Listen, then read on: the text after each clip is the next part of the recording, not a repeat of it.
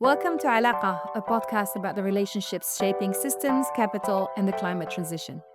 Today, we sit down with Danielle Turkov, founder and executive director of Think Film Impact Production, a company she built from scratch to bridge the worlds of film, policy, and social change.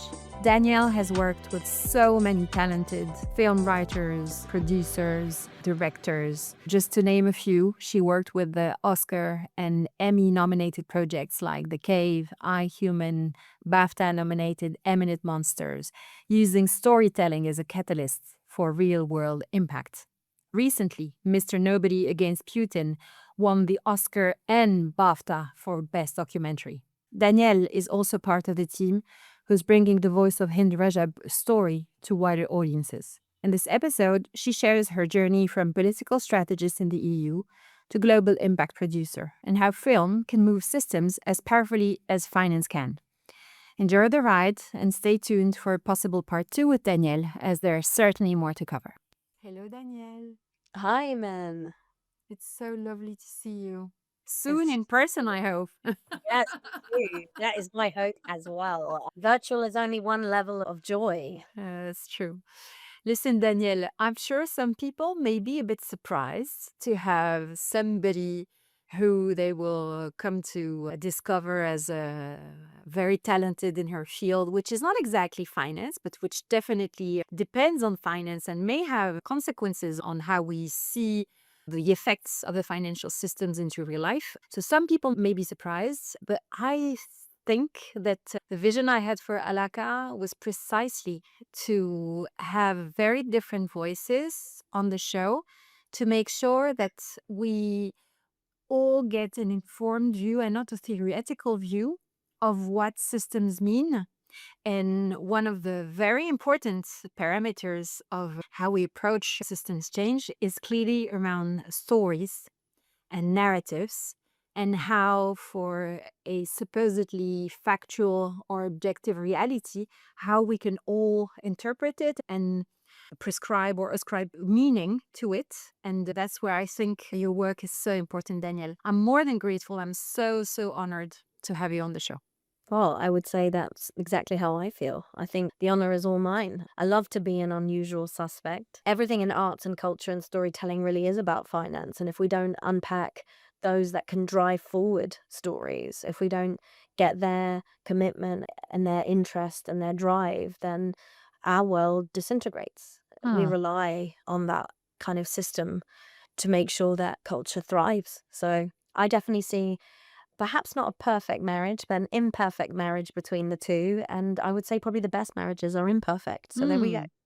Okay, let's give it a try. First off, we generally start with origin stories. I heard your origin story a couple of times on stage, and each time I noticed that you tell it in a very different and compelling way. So I'm curious to hear how you're going to introduce yourself and tell us your journey to where you're at now, professionally and personally.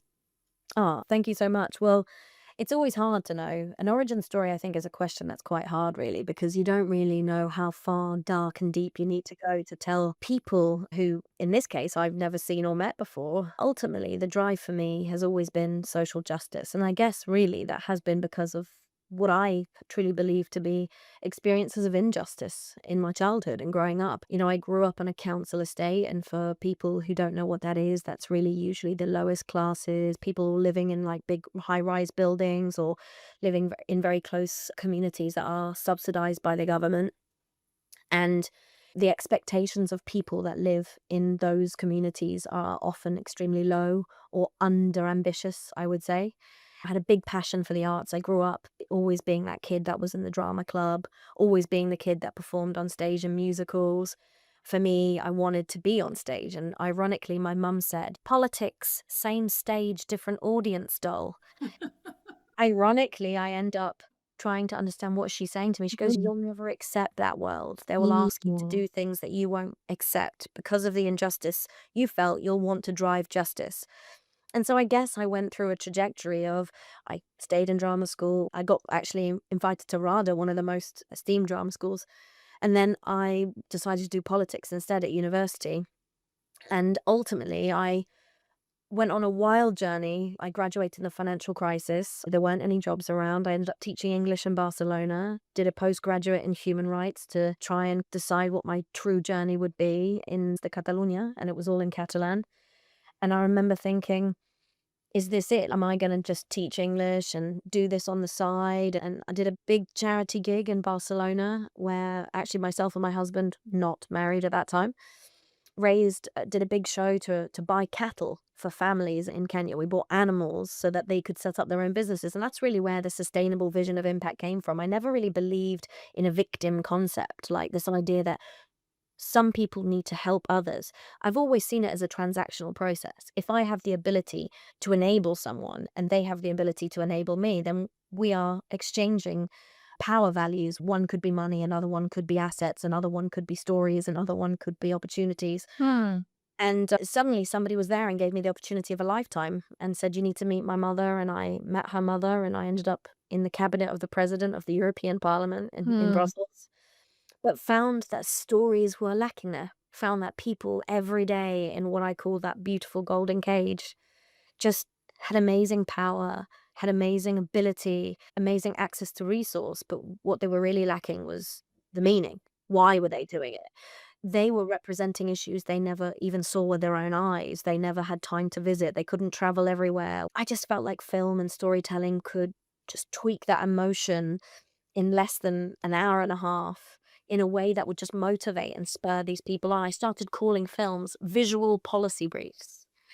And I was just like, "Do you know what? I'm going to bring these visual policy briefs into the EU and I'm going to advocate using them to make huge changes." And that's really where my story began. It was always knowing that injustice can be served by stories. And that whole system is an ecosystem, and we all require each other in some transactional asset exchange, whatever our assets are, to make change happen. And that's really kind of origin story in a much, I suppose that's a very different way than I've told it before, Imen. And that's where my origin story is taking me today. Do you know, I didn't want to interrupt you, but there are so many questions already, two that come to mind. And then I would like you to tell us a bit more what you do today and over the last 10 years or so. The first one about this, how did you call it? Visual Policy policy brief. brief. How is it different from manipulation or propaganda? Yeah, I get asked this question a lot. I'm sure And, you do, but you know, I would be interested to have the answer. yeah, I do. I guess for me, ultimately, film has been used as an extremely powerful asset for propaganda for generations. And so I think it's a perfect first question I get from a lot of people because if they didn't ask me, I would believe that our society hadn't evolved in any way.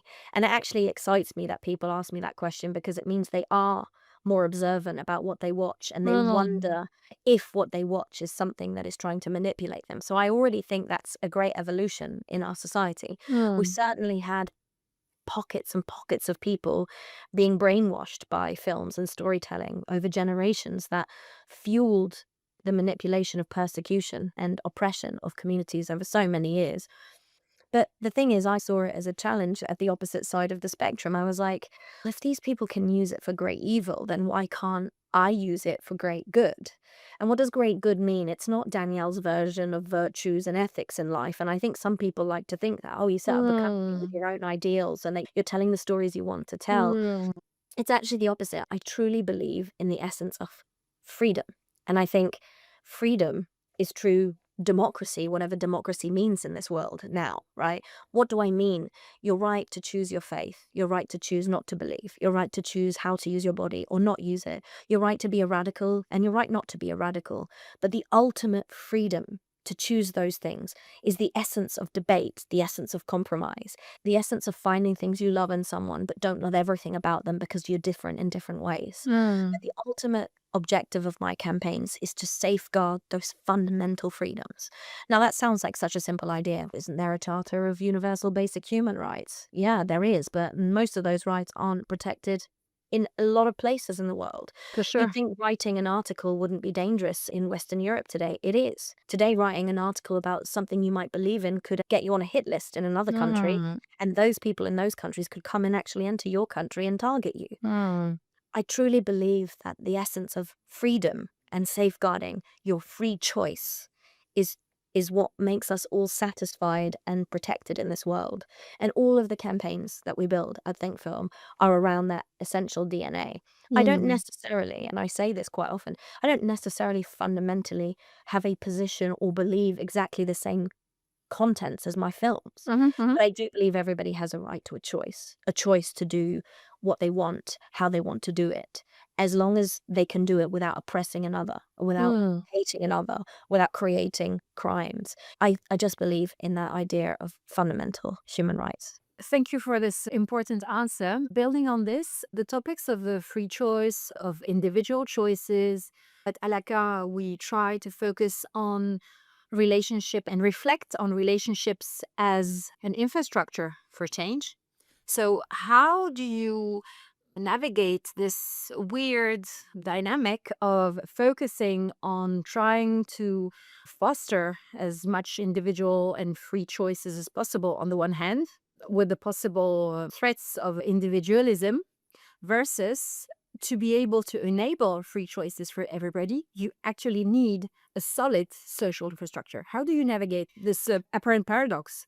I totally agree with you. And I think the idea of free choice and then attaching that directly to individualistic, dare I say, purely capitalistic gains is actually not the idea. The idea is we can have huge personal gains that are not at the price of community success, community fruition, community Hmm. results. It's not unusual and it's not the first time you'll hear this. If we actually designed our kind of streets and travel systems in the interest of the disability community, it would better serve the entire community. And, Hmm. this idea of human rights by design and social justice by design is something that I think actually in a greater economic model benefits us all. We're too fearful. And that was going to be the second layer that I was going to bring to your question, which is I honestly think fear is put into the agenda in a way that stops us from innovating the way we have for generations. We've only got this far because people dared and were fearless to disrupt. And I think we feel we've got ourselves to such a pure democratic state that we don't need to innovate in the same way or disrupt in the same way. But the greatest success of freedom and democracy and innovation to serve community has been with great courage to disrupt and upset a few people here and there and challenge those models. But essentially, I think, and others would call it empathy, I call it human rights by design because I Hmm. don't feel it's right nor fair to implement a philosophical agenda on a community. We all believe different things. We all practice different things. We may also practice nothing. But what we can understand is a system that puts forward our rights. And by understanding those that are considered vulnerable but actually create better living standards by considering their needs, we Hmm. all live a better life. I think we haven't dared more courageously to make those economic models, to Hmm. look at wasteful economies and look at how do we stop the monster from growing, but actually protect all of our interests. And people who watch this might think like she's a true Marxist or something. Not really. I'm a business owner. I run a business. I believe in my right to develop a business and have a successful business. But I don't believe that at the cost of a growing community or investing in creatives who deserve to be seen, who I have not yet arrived to my position in the film business. I think there's a great equilibrium that can happen. And I don't think that eternal capital growth in my company.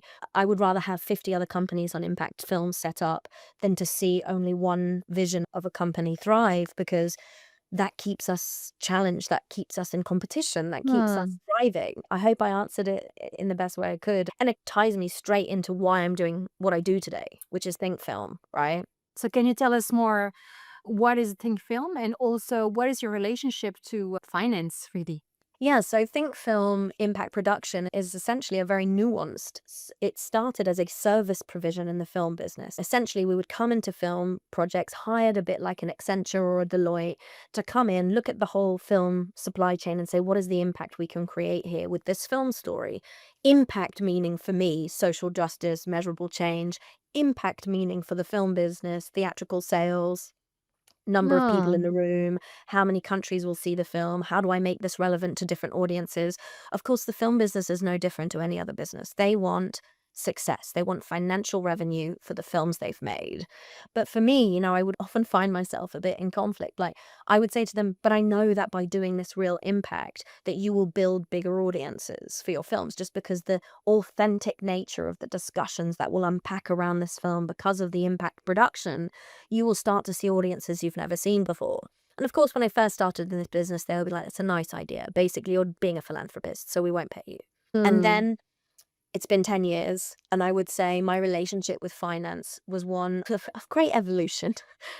It started extremely dark and probably quite socialist in the sense of, like, they're all out for themselves. They don't really Okay. wanna invest in anything that's worth it. When they see impact, it's just an aesthetic for them. They can just cross it off as something that they've done good with their money, but actually they don't wanna invest. All of these Mm. very cynical ideas would come to mind until I started unpacking why impact had value myself. The impact production I did for my films was actually creating two types of revenue. It was creating an issue revenue, which is disrupting economic models and society in a way that new innovative investments could happen, but global change happening and saving lives happening all at the same time. Uh-huh. And when I could show them evidence of issue revenue, especially to investors in the film business. And when I could show the distributors the numbers going up and Mm. resales of films, because the community that believes in something is very strong and is actually creating a legacy around a film.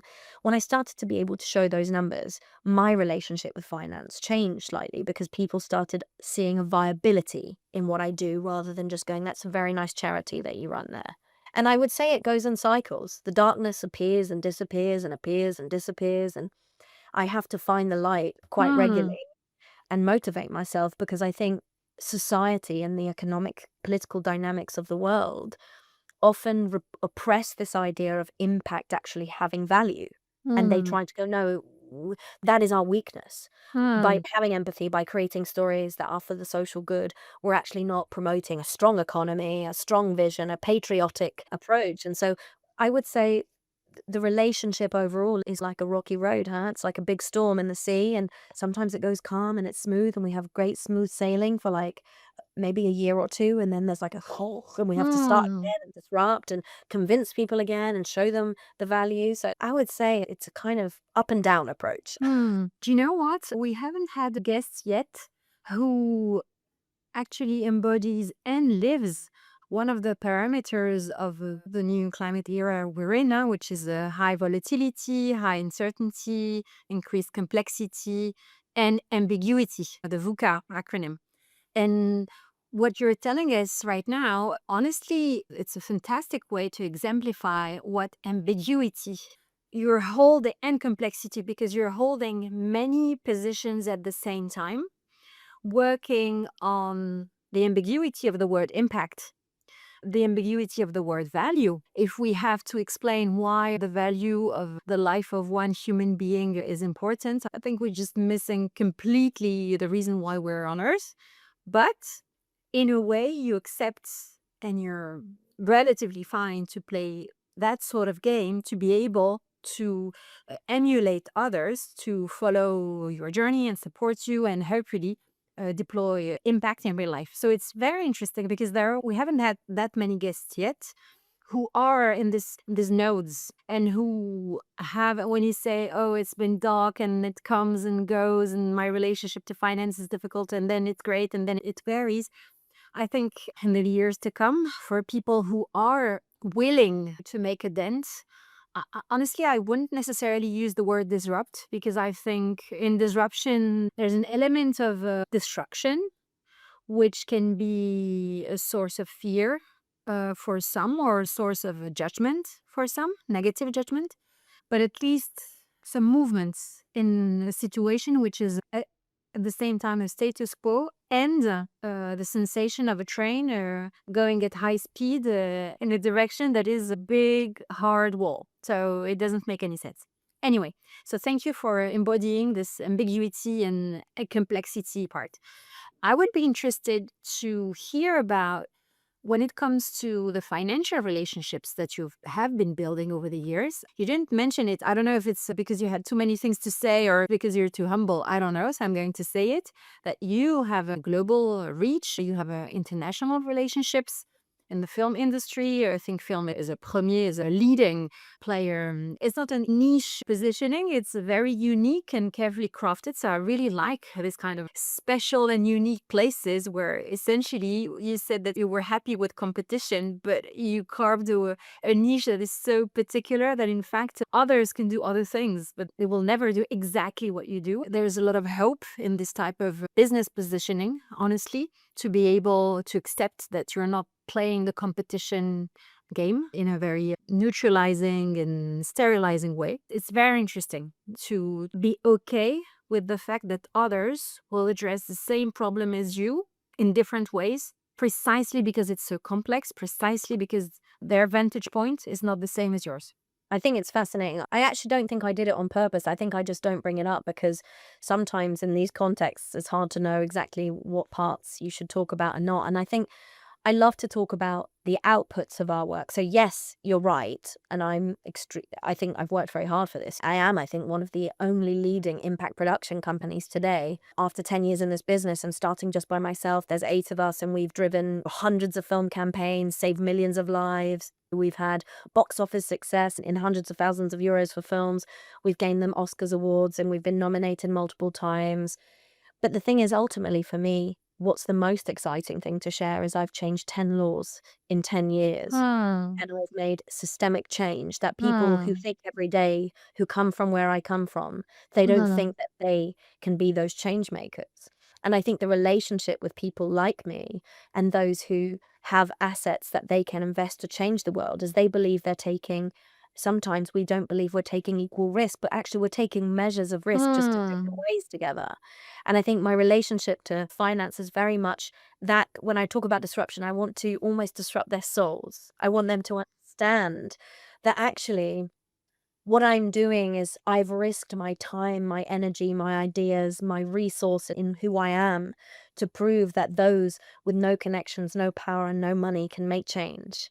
And Hmm. so what I've done is then built a financial model to promote the success of films as a vector to achieve that change. And you're right, I could work with many film impact producers because we all have different types of genres of work that we do. Hmm. Some Hmm. do marketing, some do distribution, others do just celebrity assets. But I think you're right that it's an ecosystem of change makers in today's world that can make real impact. And actually, that's the evaluation for good or bad in my dark moments in the last 2 weeks. I've been going, can I still make impact the way I used to? Hmm. And I don't think it is enough to be a lone wolf and go, yeah, I can do it alone. I think it requires the army of the great good these days. And I think we need a whole ecosystem Hmm. of those who can take what you said, Iman, as valuing every single life and creating a financial system and a world model that reflects that value of life. And I Hmm. think we can get there. We are the species that can think the greatest solutions of all time. And I'm certainly not going to give up on humanity just yet. Yeah, it's a tough fight, but we're ready to take it for sure.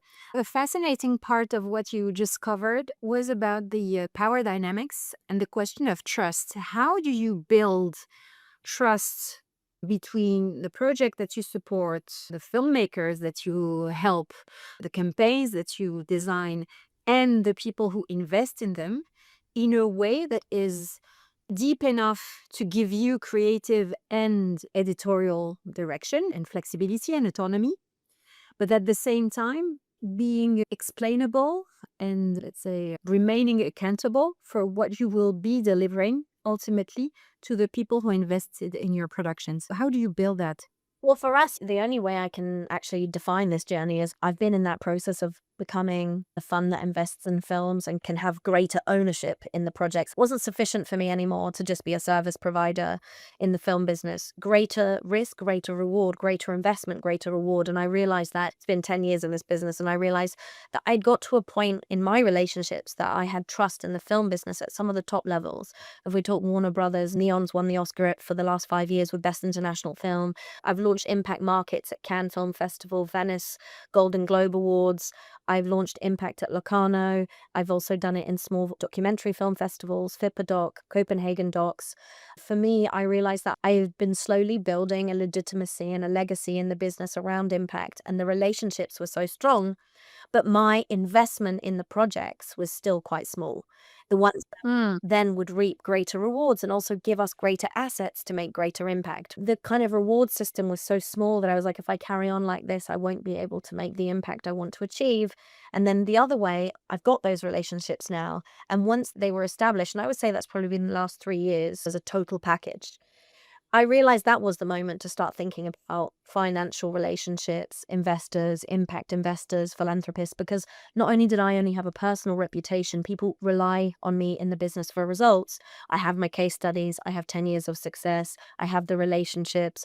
I'm able to bring people into the highest walks of the film business. And this is something you can only do if you're achieved certain levels of success. I suppose anyone can be in and around a film festival, but to be on a red carpet and meet the producers and be at all the events and be in the market industry events and being exposed to projects by some of the best filmmakers, you can only have that if you have the trust of the creative industry. And equally, I could only bring investors to that if I'd created that trust. And so Mm. investors or anybody in the financial world can see the legitimacy of 10 years of work and graft and the relationships I've crafted, the awards we've won, the impact we've made. And they look at that, I suppose they go, that must be a bit of a safer bet. It's high risk in culture, of course, it's always high risk in film and in culture. But she's someone who's made it this far. So Mm. they can go, the risk is a bit less. It's what Nassim Nicolas Taleb theorized as the Lindy effect, which is the fact that the longer a business is up and running, your local restaurant has been around for 20 years, the probability that it will fall in the next 15 days is very low. So the more you are around, the more credibility and the stickiness it gives you. And that's an interesting indicator in a world that runs faster and gives so much premium to newcomers. I think one more thing I'd say is actually I've had champions Mm. or angels, whatever anybody wants to call them. It's like when I started in this business, I had people who really believed in me and they had faith that I would prevail, that my ideas and my vision was something that was strong for this niche. Like you said, they would say, stick at it, don't give up. And I think people underestimate that. 10 years ago, I was 28. And for me, to be a 28-year-old starting in a film business, to have people who truly saw that vision and really strong assets, people who are deeply respected in the business. When I was able to say, this person's supporting me, or I've worked with this person, or they recruited me into this, that also, that collateral kind of ambassadorship of people that are worth and being supportive of. And I found that cyclical. I've since returned many favors for their support just because they stood by me when it really mattered. It's very interesting because I never noticed how much on stage or now or during this discussion use the word I, the pronoun I did this, I was respected, I built the trust. When in reality, when seeing you operating, it's so much we or them, they, the people on the ground who are building the stories and collecting the stories to shape other narratives, the creatives that are, again, trying to come up with new projects so that they will be supported and financed by you, is, again, a question of ambiguity. Do you think it's important to be in a position of power sufficiently high in the power structure to say I, to be taken seriously, so that you can help others be heard? Or is it just a weird explanation I'm using right now? No, I think it comes down, the reason I mention I think it was much more connected to your question around relationships. And I Mm. feel like no matter how much you are we, at that moment in time when you're building a relationship, you are an I. You're the face of all the work that's been done in the team, the face of all the stories that I'm representing. And I almost have an accountability and I have a level of a need to represent as me, something that Mm. convinces that person right in front of me that I embody all those assets in Yeah. me. And in some ways, I think about the notion of assets and finances is people invest in people. And whilst I have a community in me of lots of stories and people, at that moment in time when I'm speaking to people, it's about me being able to convey all of that. And so I often just take a responsibility when I use the word I. It's Mm. like I have to do this to make sure that everything that is embodied in the work of Think Film is just championed in the right way. To answer your question about does it matter? If I could not be an I would have liked that. But I would say probably you're right that the world in some way needs to know I have a status and a role in this business as an individual to Hmm. feel that they're dealing with someone of caliber, of agency. And I think that even in the biggest companies in the world, like a Microsoft or a Google, we attribute those to certain individuals at different moments in time because we personally connect with those people in order to make them accountable, but also in order to know that there was in some way a nascent vision, good or bad, yeah? But there is someone who is responsible ultimately because I could represent 10 films and 10 communities, but ultimately the campaigns I'm running, someone has to be accountable. Hmm. And if something I always say, and it could be a bad thing, but I always say to my team, you will never take the fall for something we do in our company because ultimately I'm responsible. We can learn and we can grow together and we can discuss it.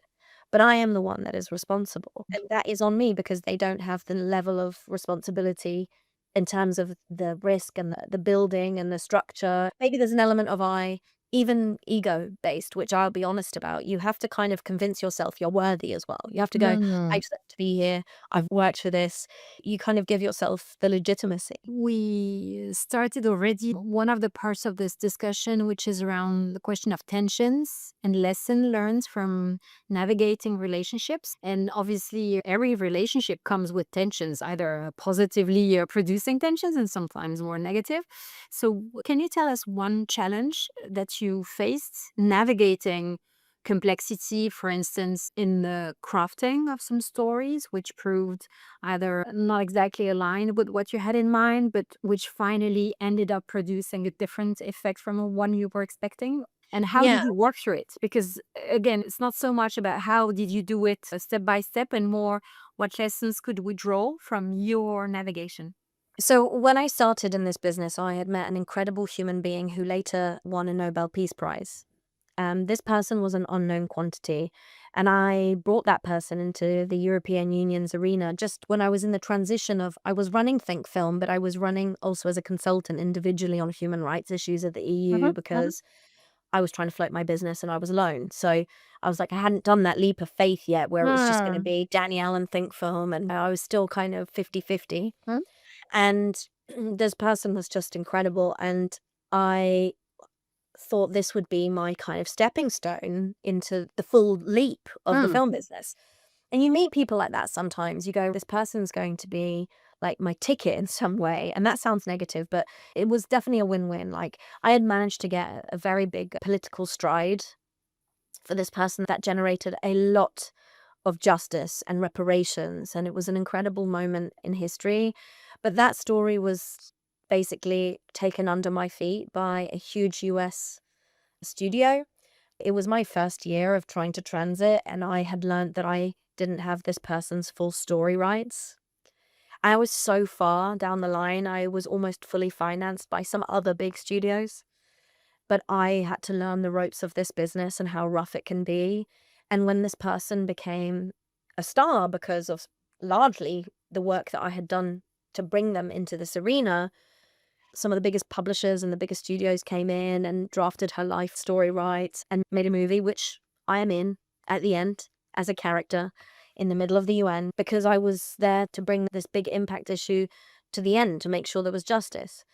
Now, I see it as a double-edged sword story because whilst, yes, I would have loved to have been the person that made that film and was the person who brought that person into the world, ultimately the impact still happened. Hmm. And the lesson I learned for the rest of my business career was so invaluable that ultimately no one is truly an ally unless you protect everything in your business in a way that IP cannot be stolen, cannot be taken, cannot be rendered by someone else.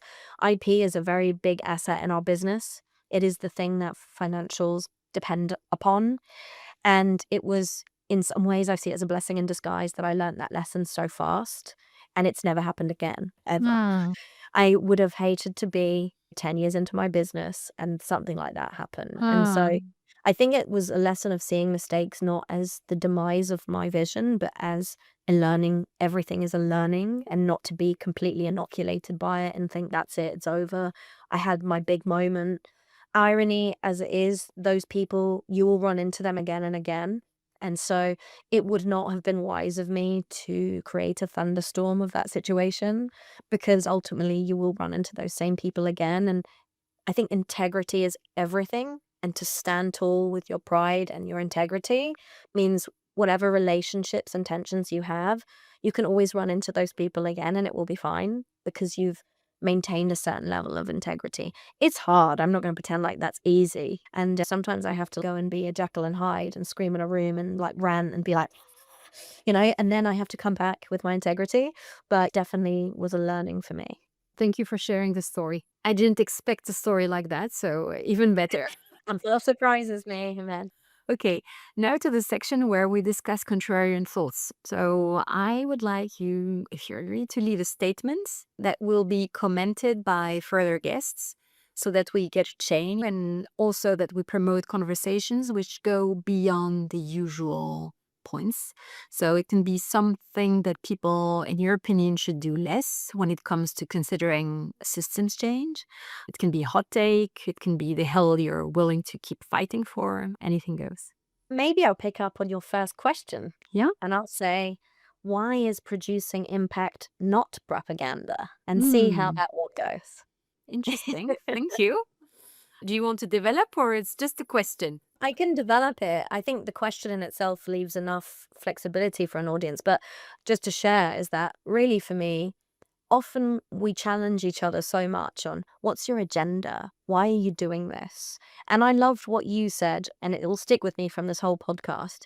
If your agenda is that one single life has value, why should that even be seen as an agenda? I think to be asked why I do impact and why I care about other people's lives, I just wonder what kind of world we live in Hmm. where I have to be seen as some sinister propagandist for caring about another human being's life. I always say this to my son, and he's 5 years old, and I say, the minute you stop fighting for other people's issues, they'll stop fighting for you. Do never expect someone to give 1 ounce of compassion to you if you will never fight for them.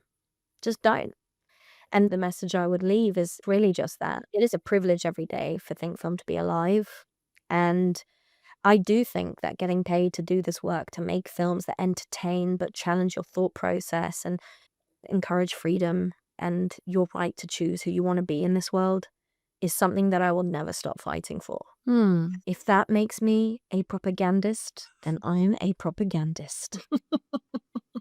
Okay. Next, who would be your go-to person when it comes to building important relationships, either in the human rights space or in your ecosystem at large? It would be nice to have a shout out moment. Thinking about changing the system, who would be your go-to person? It might seem so traditional or weird to say this. I met my husband when I was 16 and we only married when I was 30. And he has been my eternal champion. He has always believed that I have something to give this world and stood by my dreams, and in the toughest and worst times will always spur me on. And he's the kind of person who sits in a room with me until 4 in the morning going, how are we going to fix this problem? How can we get this client over the line? How we can get the sponsorship working? Have you de-risked this? Have you thought about that?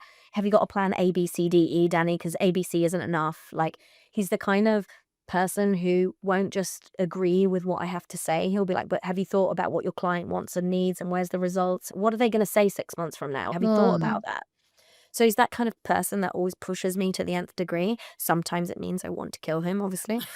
And other times it means that I just feel he is pushing me to want more from what I do, so that also it's not just about the work, it's about the satisfaction of the ecosystem. Like, everyone deserves to feel the measurement of success, and Hmm. you don't just sell a dream. He will show me how to measure that and break it down and make it real for those that are involved. And I think I couldn't have done anything I've done in my life without that kind of accountability. And that sounds really serious. But to be honest, that kind of accountability just provides a level of justification that everyone deserves to receive in a partnership, and a partnership in terms of business partnerships. They deserve to feel informed, challenged, feel like the money they've put in is everything that it was worth. So he's that kind of person for me. I'll shout out to him. I think it's stimulation more than really pushing you, because I'm sure he's not forcing you to do anything. So it's very interesting to have someone you would think of as your go-to person when it comes to building and navigating these relationships as a stimulator. I love that. I love that. Yeah, absolutely. Now to the flash round session. Big questions, short answers. Okay. Great. First question. A question you wish more investors would ask. Do you love what you're investing in? That's a tough one.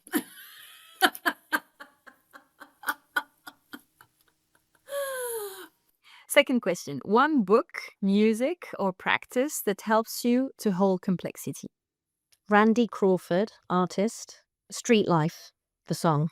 Wow, I love that song. A system you'd love to see more evolution or disruption in. Aid. Global aid. Why is that? I feel like we, in a world that, yes, factually we have contributed to less famine and less disease and more access to clean water overall compared to 100 years ago or even hundreds of years ago. But we are allowing political dynamics to be used to use aid as a weapon of war rather than a fundamental human right. And the day that continues for me is the end of humanity. And so I would fight every day for politics not to interfere with aid. Next question. What is one story or one narrative that would give you hope in the impact space? Mine's going to be very quick. I'm going to say I worked on a film called Dark Waters. It was an amazing lawyer called Rob Billot. He was a corporate lawyer defending all of the companies like DuPont. He changed sides and defended all the villagers who were poisoned by the chemical. And now he's created a global movement which we supported with a campaign to ban these chemicals and prevent millions of people from getting cancer. But mainly it also kills the environment. So we did a human and climatary success in one campaign. But really, it's Rob Billot. People like Erin Brockovich, the normal day-to-day people who make a choice to defend the victims of an issue and get justice. Danielle, thank you. This discussion has been wild. We didn't cover, I think, 10% of what I was hoping to cover, but it calls for clearly a longer discussion. Thank you so much. Thank you. My honor. Thank you. Thank you for listening to Alaka. If this conversation sparked something for you, share it, leave a review, and subscribe for more dialogues at the intersection of capital, systems, and transformation.